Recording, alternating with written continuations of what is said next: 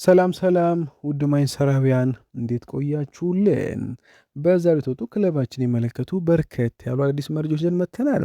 አብራችሁ ቆዩ ውድ ቤተሰቦች። እንደተለመደው ለቻናሉ አዲስ ከሆናችሁ በቅድሚያ ቻናሉን ሰብስክራይብ ማድረግ ቤተሰብ ሁኑን። ሁለቱ መረጃዎች አለፍን፣ አብራችሁን ቆዩ። ክሪስ ዊለር በዴሊ ሜል ስፖርት አምዱ ላይ ስለ ማርከስ ራሽፎርድ እና አንድሬ ኦናና ሆናዊ መረጃን ይዞ ወጥቷል። ባርሴሎና ለዩናይትድ ማርከስ ራሽፎርድን ለማዞር 13 ሚሊዮን ፓውንድ ብቻ እንደሚከፍሉ ነግሯቸዋል ተባለ። ይህም ማርከስ ራሽፎርድ እና ግብ ጠባቂው አንድሬ ኦናና በማንቸስተር ለቅድመ ውድድር ዘመን ልምድ ለመመለስ ዝግጁ እንዲሆኑ ያደርጋለን ብሏል። ክሪስ ዊለር ባወጡ ዘገባ መሰረት ማርከስ ራሽፎርድ ወደ ባርሴሎና በቋሚነት የመዘዋወር ህልሙን እያጣጣመ ለእንግሊዝ የዓለም ዋንጫ ካምፕ ሪፖርት አድርጓል። ባርሴሎና ዩናይትድ ከሚፈልገው ዋጋ ግማሹን ለመክፈል ዝግጁ ነው። ነገር ግን ዩናይትድ በዚህ የባርሳ ዋጋ ደስተኛ አይደለም ብሏል። ባለፈው ሳምንት የላሊጋው ሻምፒዮን የእንግሊዙን የቡድን አጋሩ አንቶኒ ጎርደን ከኒውካስትል ለማስፈረም እስከ 70 ሚሊዮን ፓውንድ ከከፈለ በኋላ የራሽፎርድ ስምምነት አሁን ላይ ሩቅ እየሆነ መጥቷለን ብሏል። ባርሳዎች ከማንቸስተር ሲቲ በነጻ ዝውውር በርናርዶ ሲልቫን ለማስፈረም ጥያቄ ቀርቧል። ሮበርት ሌዋንዶስኪ በመሀል አጥቂነት ለመተካት ከ100 ሚሊዮን ፓውንድ በላይ ለአትሌቲኮ ማድሪድ ለጁሊያን አልቫሬስ ለመክፈል ዝግጁ ናቸው ብሏል። ላሚን ያማል፣ ራፊኒያ፣ ፌራን ቶሬስ፣ ፌርሚን ሎፔዝ እና ሌሎች በርካታ አጥቂ አማራጮች ያሏቸው ካታሎኒያ እስከ ሰኔ 15 ድረስ ለራሽፎርድ ውሳኔ እንዲያሳውቁ የጠየቁ ሲሆን ሌላ ውድድር ዘመን በውሰት ሊወስዱትም ይፈልጋሉ ተብሏል። ተጫዋቹ በኑ ካምፕ መቆየት ይመርጣል። ነገር ግን ከሌሎች ክለቦች ጋር የንግድ ግንኙነት ለማድረግ ነጽ ይሆናል። ማርከስ ጥሩ የዓለም ዋንጫን ካሳለፈ ዋጋው የመጨመር እድሉም እንደዚያው ከፍ ይላል ተብሏል። የማርከስ ራሽፎርድ እና አንድሬ ኦናና ዕጣ ፈንታ ከውሰት በኋላ ገና አሁንም አልተጠናቀቀም ብሏል። አርሰናል፣ ቶተንሃም፣ አስቶን ቪላ ወደ ፕሪሚየር ሊጉ ለመመለስ ፍላጎት እንዳለች ተብሎ በቅርቡ በቀድሞ ዩናይትድ አለቃ ሆዜ ሞሪኒዮ የሚተዳደረው ሪያል ማድሪድ፣ ባየር ሙኒክ እና ቼልሲም ለራሽፎርድ ሌላኞቹ አማራጮች ሊሆኑ ይችላሉ ተብሏል። የራሽፎርድ በሳምንት 315 ፓውንድ ደሞዝ እና እድሜው ነገሮችን ያወሳስባል። ከኦልድ ትራፎርድ በቋሚነት ለመዞር የደሞዝ ቀነሳ መውሰድ ወይም ከዩናይትድ ጋር የክፍያ ስምምነት መደራደር ሊኖር ይችላል። ለመጨረሻ ጊዜ ራሽፎርድ ለክለብ ሲጫወተው በታህሳስ 2024 መሆኑ ይታወሳል። ዩናይትድ ራሽፎርድን ከዓለም ዋንጫው በኋላ የቅድመ ውድድር ዘመን ስልጠና ከመጀመሩ በፊት አዲስ ክለብ ማየት ካልቻለ ወደ ካሪንግተን ይመልሰዋል ተብሏል። ባለፈው ክረምት ተጫዋቹ ከአሌሃንድሮ ጋርናቾ፣ ጃደን ሳንቾ፣ አንቶኒና ቴረን ማላሲያ ጋር የቦምብ ቡድን አካል ነበር። ምንም እንኳን ዩናይትድ ሁኔታው እንዴት እንደሚይዝ እስካሁን ግልጽ ባይሆንም ሲል ክሪስ ይናገራል። ዊለር በመቀጠልም ግብ ጠባቂው አንድሬ ኦናና በትራብዞን ስፖርት በውሰት ከቆየ በኋላ ክለቡ የቱርክ ዋንጫ እንዳይሸንፍ በመርዳቱ ከረዳ በኋላ ከጠናቀ በኋላ በተመሳሳይ ሁኔታ ውስጥ ይገኛል። ኦናና ሰኞ ዕለት የፕሪሚየር ሊግ ውድድር ዘመኑ ምርጥ ፈራሚ ተብሎ በተመረጠው ሴኔ ላሜስ ከተካ በኋላ በዩናይትድ ምንም የወደፊት ዕጣ ፈንታ የለው። ነገር ግን የወደፊት ዕጣ ፈንታው ካልተፈታ በሚቀጥለው ወር ለቅድመ ውድድር ዘመን ዝግጅት ወደ ካሪንግተን ይመለሳልም ተብሏል። ትራብዞን ስፖርት ኦናና ማወቅ ይፈልጋል እና ሌላ ውሰት ሊኖር ይችላልም ተብሏል። ዩናይትድ ግን ከውሰት ይልቅ አሁን ላይ ሽያጭን ይመርጣል ተብለዋል። አለን ሺረር ሳንድሮ ቶናሊ ከኒውካስትል ወጥቶ በዚህ ክረምት ማንሳትን የሚቀላቀል ያምናል። በዚህ ምክንያት ጣሊያናዊው ማስተሮ ከሴንት ጄምስ ፓርክ ለማስወጣት የሚያስፈልገውንም ክፍያ አለን ሺረር ይናገራል። ዩናይትድ በዚህ ክረምት የመሃል ሜዳ ክፍላቸውን ለማጠናከር እጅጉን ጓጉቷል። እናም ባለፈው ዓመት የማጥቃት ክፍላቸውን ለማጠናከር እንዳደረጉት ሁሉ በዚህ ክረምትም በመሃል ሜዳ ላይ ተመሳሳይ ነገር ያደርጋሉ ተብሏል። ከዚህ በሮ የለቀ ሲሆን ማኑ ጋር ቴም ለሽያጭ ቀርቧል። ማንቸስተር በዚህ ክረምት ቢያንስ 2 ምናልባትም 3 አዳዲስ የመሃል ተጫዋቾችን ለሚያስ ይጠበቃል። ይህም ቡድኑ የሚቀጥለው የውድድር ዘመን የቻምፒየንስ ሊግ ጉራ ስላለ ተጨማሪ ፍላጎቶች እንዲቋቋም ይረዷል ተብሎ የአትላንቶ ይደርሳል የካሪክ የመጀመሪያ ፈራሚ ለመሆን እጅጉን ተቃርቧል። ዩናይትድ በቀጠልም የፕሪሚየር ሊግ ልምድ ያለው ተጫዋች ወደ ቡድኑ ማዕከል ይፈልጉ የኖቲንግሃም ፎረስት ኤሊዮት አንደርሰን እንደ ዋና ምርጫቸው ሲነገር ቆይተዋል። ሆኖም የዓለም ዋንጫው ኮከብ ለማንቸስተር ሲቲ ይፈርማል በሚል ስጋት ምክንያት ዩናይትድ ሌሎች አማራጮችን እየፈለጉ ነው። ቶናሊን በጣም በእይታቸው ያለው ተጫዋች ነው ብሏል። አሁን እንደ ሺረር ገለጻ ጣሊያንም መልቀቅ ይፈልግና ኢኒዮስ አንደርሰን ከዩናይትድ ፊርማውን የማረጋገጥ ጠንካራ ድል ይኖራቸዋል ብሏል። ቶናሊ ዩናይትድ ወሬዎችን በተመለከተ ሁሉም ነገር ማንቸስተር ኤሊዮት አንደርሰን ማግኘቱ ላይ የተመሰረተ ይመስላል ሲናገረም ኤሊዮት አንደርሰን ቁጥር 1 ኢላማ ችሏል። ሲቲም ሆነ ማንቸስተር እሱም መፈለጋቸው ለእኔ ያስደንቀኝም። ልክ እንደ አንቶኒ ጎርደን ሁኔታ ለመልቀቅ እንደሚፈልግ ግልጽ ካደረገ ኒውካስትል ይቀበሏል። በኒውካስትል ሲቆይ ማየት እፈልጋለሁ፣ ምክንያቱም እዚያ እውነተኛ ተሰጥኦ እንዳለው አስባለሁ። ከቡርኖ ጉማሬሽ ጋር በጣም ጥሩ ቤት እንዳለው አስባለሁ። ነገር ግን የእሱን የክለቡን ሁኔታ አሁን ላይ አላውቅም ብለዋል። ክለቡ እሱ ለመሸጥ ሊሰራ ይችላል። እንደመለመላቸው መጠን ከ12 ወይም 18 ወራት የተሻለ እንደሚሆን የሚያምኑት ሰው ካላቸው እንደገና ቶናሊ ሊሸጡ ይችላሉ ብሏል። ማንቸስተር የሳንድሮ ቶናሊ ዝውውር ርካሽ እንደማይሆን አስጠንቅቋል። አለን ሺረር በመቀጠልም እሱ የረጅም ጊዜ ኮንትራት ላይ ነው። እነዚህ ሁሉ ክሶች ሲጨረሱ እሱን ተንከባክበን ጠብቀናል። ነገር ግን ለሁለቱም ወገኖች የተሻለ ሊሆን ይችላል። እንደ 90 ሚሊዮን ፓውንድ ትልቅ ቁጥር ካገኙ የተሻለ ይሆናል። ኒውካስትል ጎርደን በ70 ሚሊዮን ፓውንድ እየሸጠ ሲሆን አንደርሰን ከ100 ሚሊዮን ፓውንድ በላይ የሚሸጥ ከሆነ ቶናሊ ከኒውካስትል ለማስወጣት በጣም ብዙ ገንዘብ ያስፈልጋል ሲል ተናግሯል። ፋብሪዚዮ ሮማኖ ፈረንሳዊ ሪያል ማድሪድ አማካይ ኦሬንጅ ቹዋሜኒ ለዩናይትድ የህልም ኢላማ መሆኑን ተናገረ። ማንቸስተር ካዚሚሮና ሜልጋርቴን ለመተካት ሁለት አዳዲስ የመሃል ተጫዋቾችን ይፈልጋል። የአትላንታ ኤደርሰን የኡጋርቴ ምትክ ሆኖ ሊመጣ እጅጉን ተቃርበው ዩናይትድ ካዚሚሮ ሊተካ የሚችል ከፍተኛ 6 ቁጥር ተጫዋች ለማስፈረም እስከ 100 ሚሊዮን ፓውንድ ለማውጣት አሁን ለዝግጁ ነው። ቹዋሜኒ ዩናይትድ አዲስ የዝውውር ህልም ነው ሲል ፋብሪዚዮ ሮማኖ የገለጸ ሲሆን ነገር የማድሪድ ፕሬዚዳንት ፍሎሬንቲኖ ፔሬዝ ፈረንሳዩ ክረምት በበርናቦ እንደሚቆይ ወስኗል። ሮማኖ በዩቱብ ቻናሉ ሲናገር እንዲህ ይላል። የሪያል ማድሪድ ፕሬዚዳንት በአሁን ጊዜ አሁንም ፕሬዚዳንት ናቸው። ሁሉም ሰው እንደሚቀጥሉ ያምናል። ከኦሬንጅ ቹዋሜኒ ጋር ያለው ስሜት በፍሎሬንቲኖ ፔሬዝ ራሱ ተብራርቷል። ኦሬንጅ ቹዋሜኒ በዚህ ክረምት በክለቡ እንደሚቆይ ያስባለው በፍጹም በእርግጠኝነት አይለቅም ብሏል። ማንቸስተር ኦሬንጅ ቹዋሜኒ የህልም ኢላማ ነው። ማንቸስተር ቹዋሜኒ ካዚሚሮ ለመተካት በመሀል ሜዳ ላይ ፍጹም ተጫዋች ሊሆን እንደሚችል ያምናሉ ብሏል። ነገር ግን ሁለት ችግሮች አሉ። የመጀመሪያው ደሞዝ ሲሆን ይህም ከፍተኛ ደሞዝ ነው። ሁለተኛው የሪያል ማድሪድ ቹዋሜኒ ቆየት መፈለጉ ነው ሲል ፋብሪዚዮ ሮማኖ ተናግረዋል።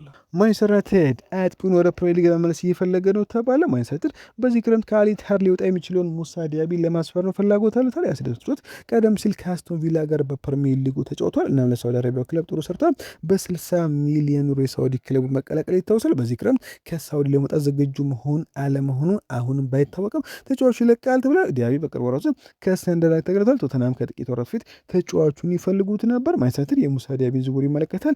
ከፉትቦል ዳታን በኩል በወጣ ዘገባ መሰረት ማንቸስተር በቅርበት እየከታተለው ነው ተብሎ ማንቸስተር በዚህ ክፍል ውስጥ የበለጠ ጥልቀት ያስፈልጓል። እናም ዲያቢ በጣም ጠቃሚ ግዢ ይችላል ተብሎ ዲያቢ በሙያው ከፍተኛ ደረጃ ላይ ይገኛል። ወደ ፕሪሚየር ሊጉ መመለስ በዚህ ደረጃ ለተጫዋቹ ተስማሚ ሊሆን ይችላልም ተብሏል። በከፍተኛ ደረጃ ወደድና ለዋና ዋና ዋንጫዎች መጫወት ይፈልጋል። ማንቸስተር በሚቀጥለው ዘመን የቻምፒየንስ ሊግ እግር ኳስ ሊያቀርብ ይችላል። የሳውዲ አረቢያው ክለብ እንደሱ ያለ ቁልፍ ተጫዋች በቀላሉ ላይፈልግ ይችላል። እስከ 2029 ድረስ ከእነሱ ጋር ውላለሁ። ነገር ግን ለመሸጥ ጫና ውስጥ ናቸው። አጥቂው ለመዞር ግፊት ማድረግ ሊያስፈልግ ይችላል። ዩናይትድ ስምምነቱን ለማጣቅ ፕሪሚየም ዋጋ ማቅረብ አለበትም ተብሎ ዲያቢ ማንቸስተር ሊያሻሽል ይችላል። ዲያቢ በሁለቱም በኩል ሊጮ ይችላል። ተከላካዮች የመቀነስና በአንድ ለአንድ ሁኔታ የማሸነፍ ችሎታም ዩናይትድ የአጥቂ ክፍል ያልጠበቀ ነገር ይጨምራል ተብሎ ዩናይትድ የሚቀጥለው ዘመን በቻምፒየንስ ሊግ ወረደ ከፍተኛ ደረጃ ያሉት ተከላካዮች ይጋፈጣሉ እና የበለጠ ቴክኒክ ችሎታ ያለው ተጫዋች ያስፈልጋቸዋል። ዲያቢ በዚህ ወደ ዘመን ለሳውዲው ክለብ 6 ጎሎችን ያስቆጥሮ 15 አሲስቶችን ማድረግ ችለዋል።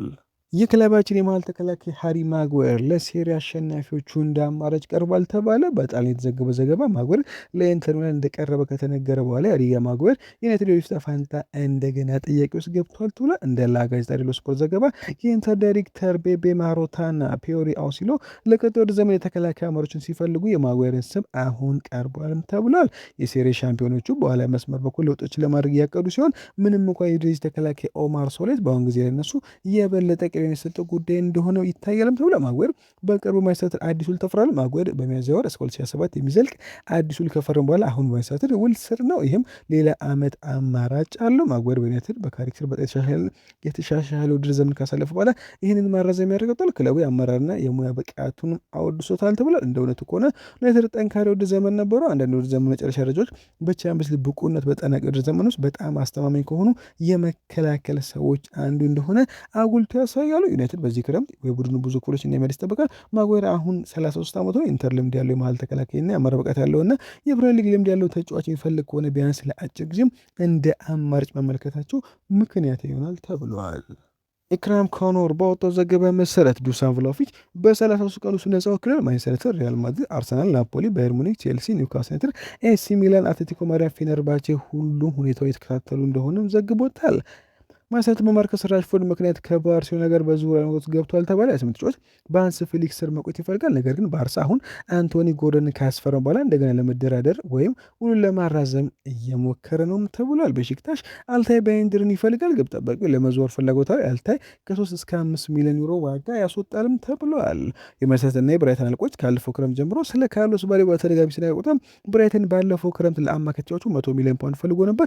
አሁንም በዚህ ክረምት እንደገና ተመሳሳይ ክፍያ እንደሚጠይቁ ይጠበቃል።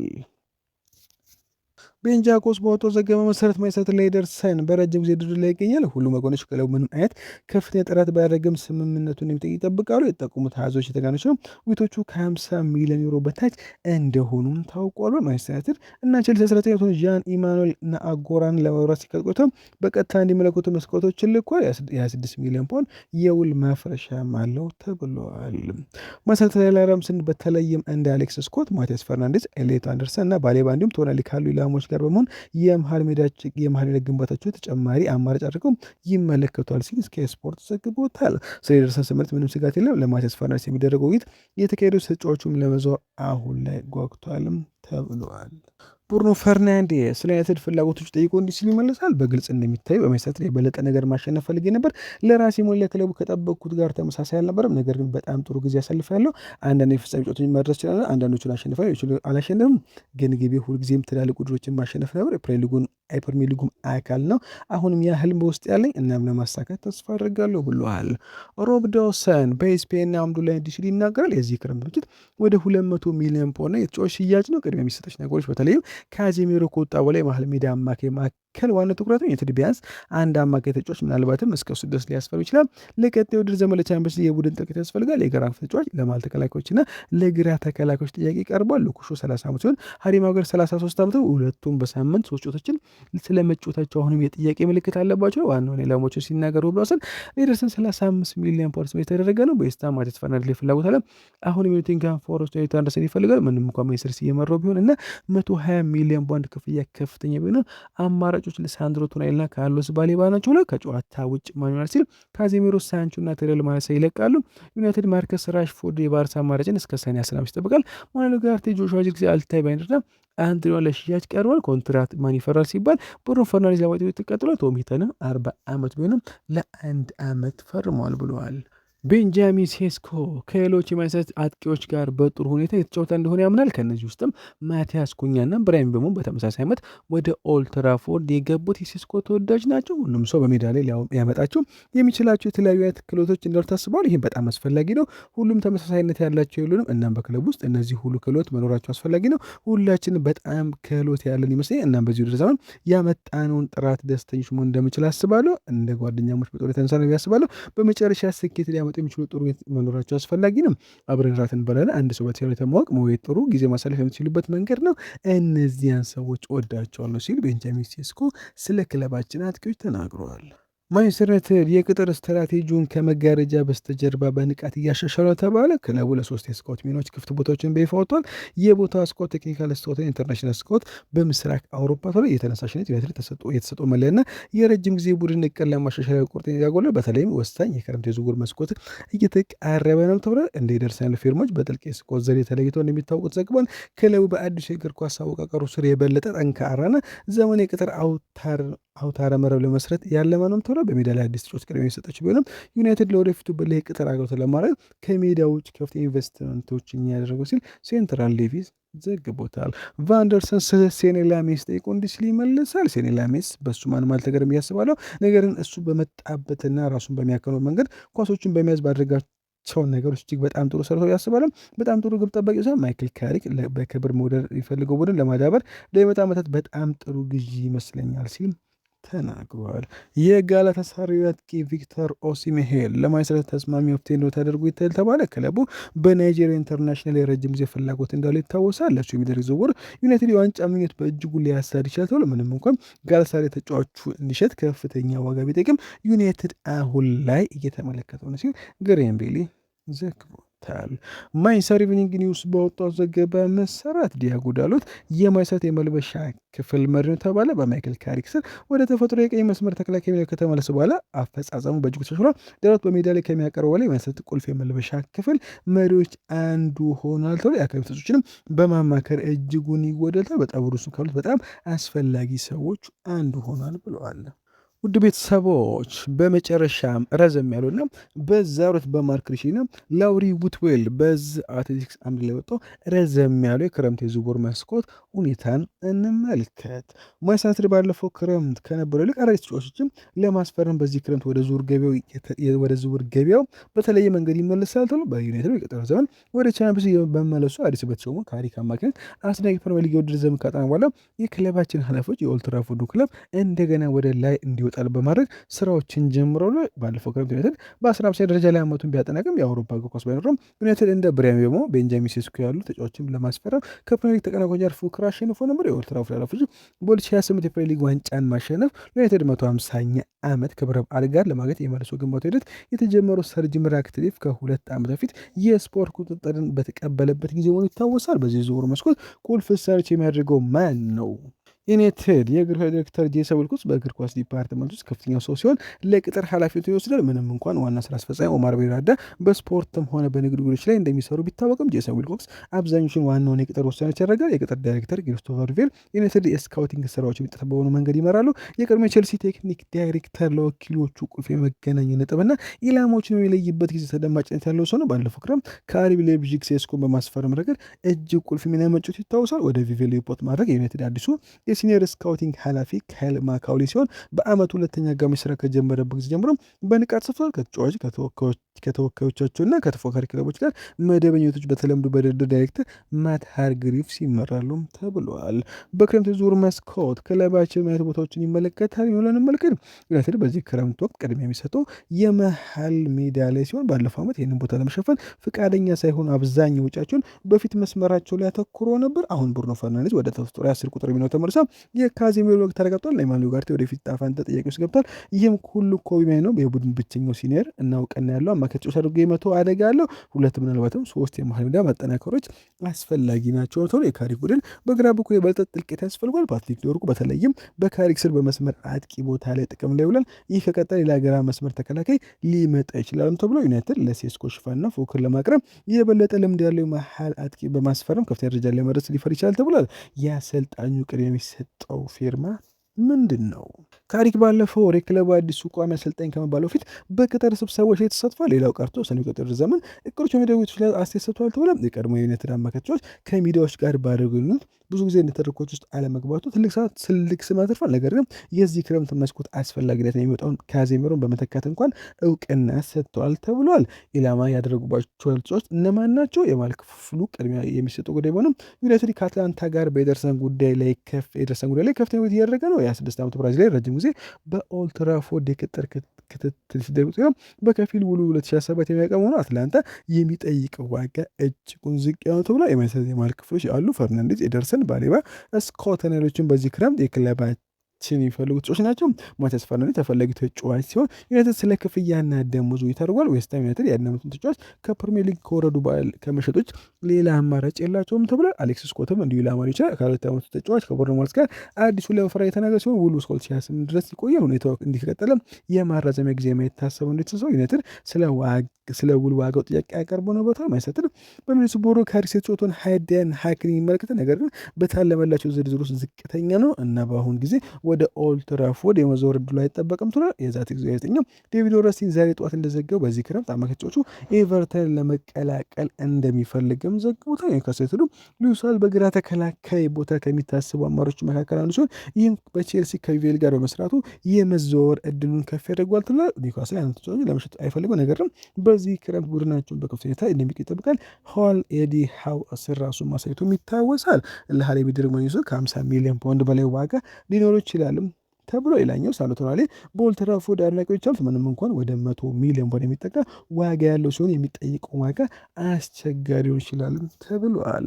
በክለባችን ማን ሊሸጥ ይችላል እንመልከት። ማርከስ ራሽፎርድ እንደገና ተቀላቅሎ የኦልድ ትራፎርድ ህይወቱን እንደገና የመጀመር ተስፋ አሁንም ትንሽ ይመስላል። ምንም እንኳን የጎርደን የባርሴሎና ፊርማ የካምፕኑ ባለስልጣናት የ28 ተጫዋች ከሰኔ 15 ጊዜ ገደብ በፊት በቋሚነት ለመግዛት 30 ሚሊዮን ዩሮ አማራጭ ያስከፍላል ወይ በሚለው ላይ ጥርጣሬን አሳድረዋል ተብሏል። አንድሮና ባለፈው ውድድር ዘመን በቱርክ ሱፐር ሊግ ትራብዞን ስፖርት ውስጥ አሳልፏል። የካሪክ ቡድን አባል የመሆን እድሉ ሰፊ ነው። ምንም እንኳን ውሉ እስከ 28 ድረስ የሚቆይ ሆን ተብሎ ኡጋርቴ ጆሹዋ ዚርክዜ በጥር ወር ዩናይትድ የውድድር ዘመን የአውሮፓ ክለቦች ፍላጎት ነበራቸው። ምንም እንኳን በመጨረሻም እዚሁ ቢቆይም ወደዚህ ከመጡ በኋላ 2 ክረምት ብቻ ቆይተው በዚህ ክረምት ይለቃሉ ተብሎ በያልታዊ መንድሮ ዩናይትድ ሁለተኛ ምርጫ ጠባቂ የወደፊት አፋንተር ጤና በራሪ ቪቴክ በብሪስቶል አስደቂ የውሰት ጊዜ ካሳለፉ በኋላ ወደ ዩናይትድ ይመለሳል።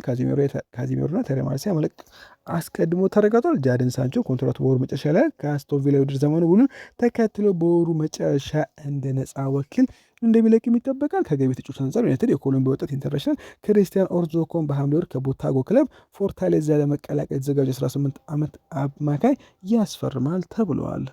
በመጨረሻ ምን አይነት በጀት አላቸው እና የኤስሲአር ቦታቸው ውስጥ ምንድን የሚመለከቱ እንመልከት። ዩናይትድ የቡድን የውጭ ጥምረታ ኤስሲአር ደንቦችን ማክበር ደህንነቱ የጠበቀ ይመስላል። ምንም እንኳን ወደ አውሮፓ ጉዞ መመለስ ማለት 70 በመቶ የሚሆን ተዛማጅ ገቢ በተጫዋች ላይ ብቻ እንዲያወጣ የተወሰነ የፕሪሚየር ሊጉ 80 በመቶ ገደብ ከመሆኑ ጋር ተቃራኒ ተብሎ የፕሪሚየር ሊጉ የሚጠበቀው ሽልማት ገንዘብ ተጫዋች ሽያጭ የሚገኝ ትርፍ ከማሻሻል ጋር ያንን ተዛማጅ የገቢ አሃዝ ይጨምረዋል ተብሎ የዝውውር ክፍያ ወጪዎች ማደግ ቀጥሏል። ነገር ወደ ቻምፒየንስ ሊግ ተመልሶ የሚመጣው የደሞዝ ጭማሪ በዩኤፋ ኤስሲአር ስሌታቸው ውስጥ ካለው የሙሉ ወቅት የደሞዝ ጭማሪ ጋር አይመጣጠንም። ምክንያቱም ይህ ከጥር እስከ ታህሳስ ድረስ ይሸፍናል። ዩናይትድ በ2026 ተጫዋች ከ250 ሚሊዮን ፓውንድ በላይ ወጥቷል። የቻምፒየንስ ሊግ ራስ ባይኖር እንኳን የገንዘብ ፍሰቱ ፍላጎት ቢሆን ለመሟላት በአጭር ጊዜ የሚሽከረከር የብድር ተቋም አርሲኤፍ ላይ በጥብቅ ተደግፎ ነበር ተብሏል። በቅርቡ በዚህ 400 ሚሊዮን ፓውንድ የአርሲኤፍ ላይ ከፍተኛ ክፍያ ተከፍሏል። ይህም ማለት ዩናይትድ 250 ሚሊዮን ፓውንድ ይፈልግ ከሆነ ለመክፈል የሚያስችል አቅም አለውም ተብሏል። ከዚህ ውስጥ አንዳንዶቹ 360 ሚሊዮን ፓውንድ የጠራ የዝውውር ዕዳ ለማግኘት ሊያስችል ነው። ከነዚህ ውስጥ 209 ሚሊዮን ፓውንድ ከኤፕሪል 2026 እስከ መጋቢት 2027 ባለው ጊዜ ውስጥ መክፈል አለበት። ነገር ግን ከአንድ ዓመት በፊት በተለየ መልኩ በኦልድ ትራፎርድ የሚገኘው የገንዘብ አቋም በትክክለኛው አቅጣጫ ላይ ተጓዙ። ዩናይትድ በዚህ ክረምት በርካታ ገንዘብን ለዝውውር ማውጣት ይችላል ሲል ዘ አትሌቲክስ ዘግቦታል። ውድ ቤተሰቦች ለዛሬ ቆይታ በዚያ በቃ። መልካም ቀን